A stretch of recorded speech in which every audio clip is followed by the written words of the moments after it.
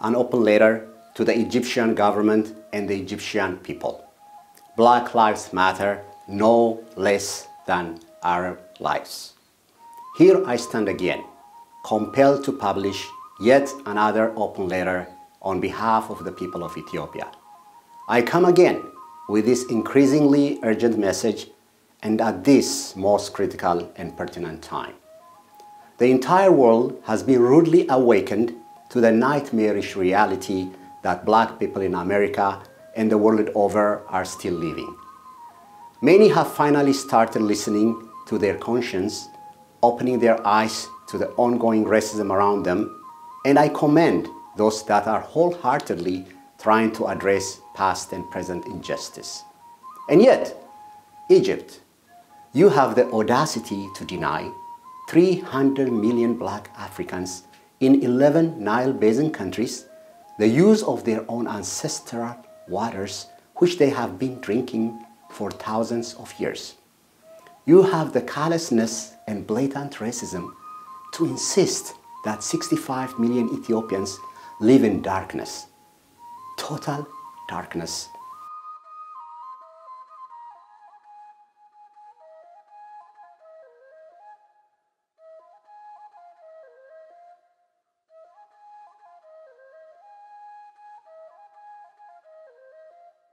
As they remain without electric supply, even though Ethiopia is the source of 85%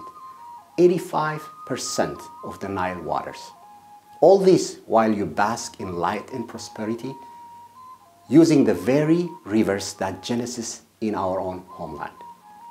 You not only take the lion's share, 85% of the Nile waters, 15% going to the Sudan, but you dare deny Ethiopia and 300 million black Africans the use of even 5% of the Nile waters.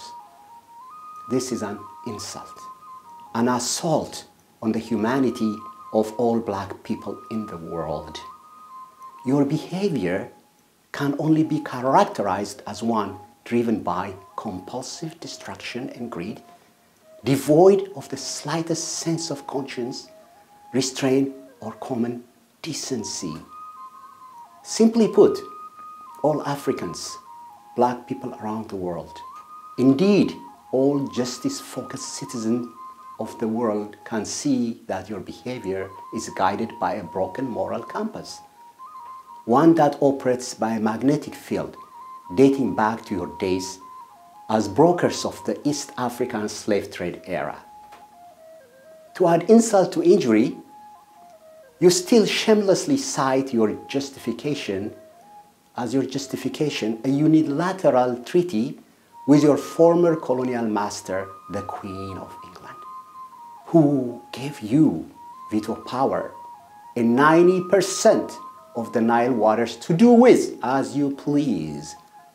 It is incomprehensible that you bring this as a defense, something even a child knows makes no sense.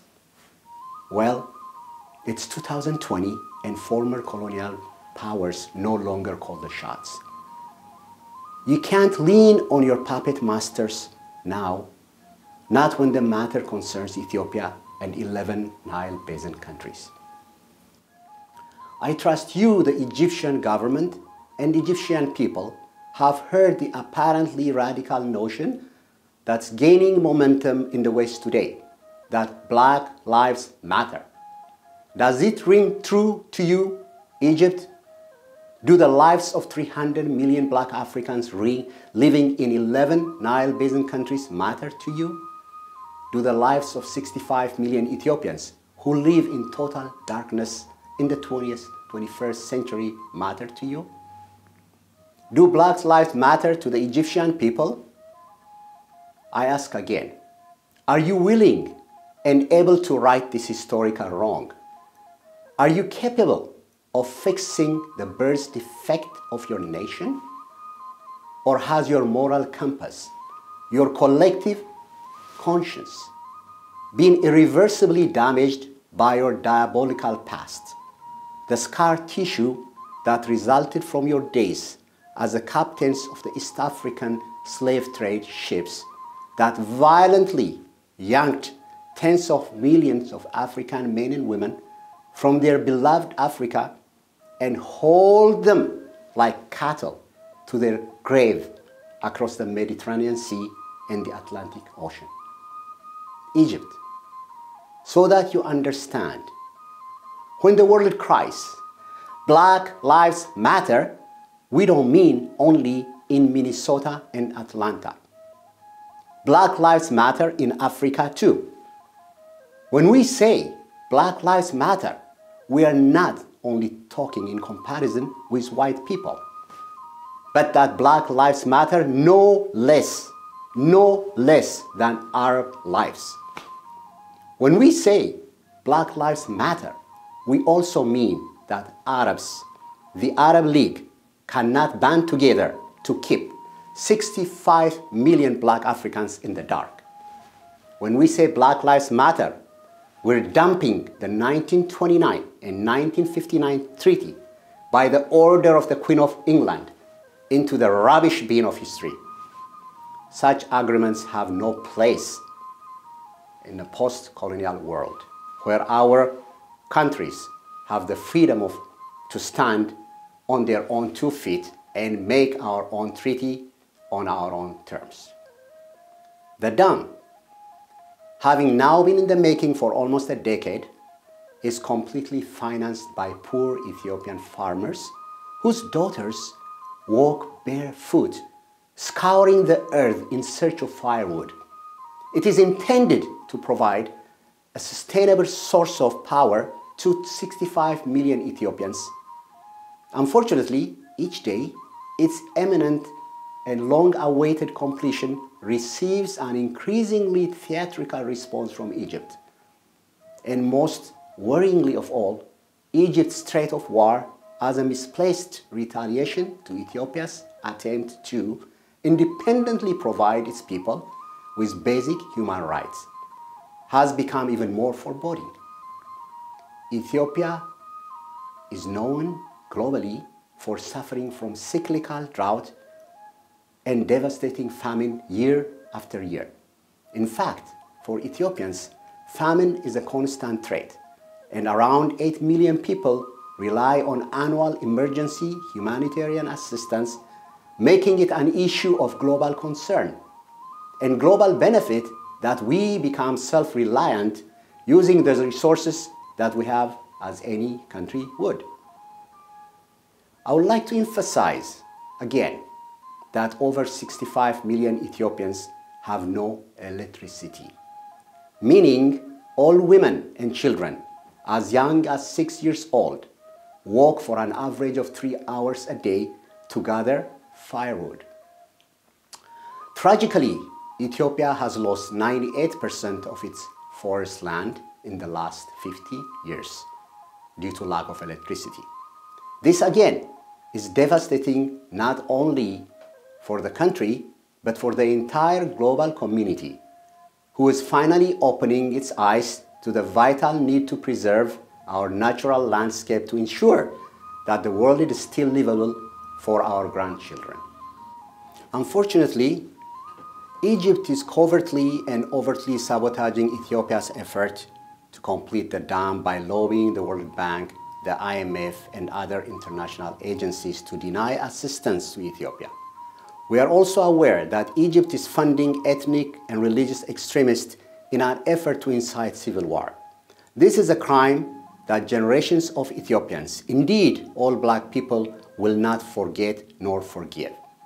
We have reason to believe that the killing of our beloved activist and singer Hachalu Hundessa last Monday, June 30th, was yet another of Egypt's continued effort to immerse Ethiopia into civil war.